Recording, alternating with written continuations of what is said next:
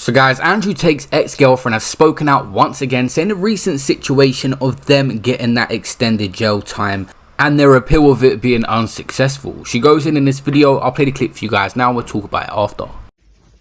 Forget about the fact whether you like or dislike Andrew Tate. Forget about the fact if they had said something in those last 2 years that might have upset you or hurt you. Forget whether you agree or disagree with their views. Forget about it all.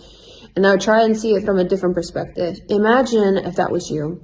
Imagine or it was your son, your brother, your father, or your close friend, whoever. Imagine if that was not them in this situation.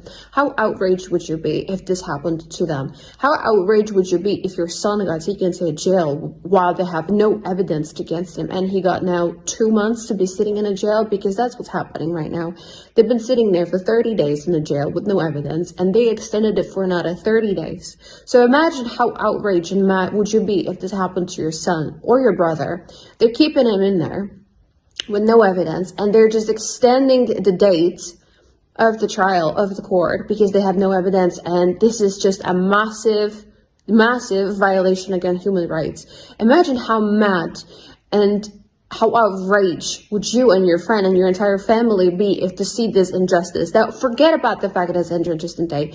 Imagine if there was a different perspective. How outraged and mad would you be? Now, I don't understand, just because they're so controversial, how people cannot see from that, past that point, that they're controversial, how this is so unfair and is clearly a violation against human rights in the European Union. I don't understand how people are now mad and don't see this and are now outraged themselves.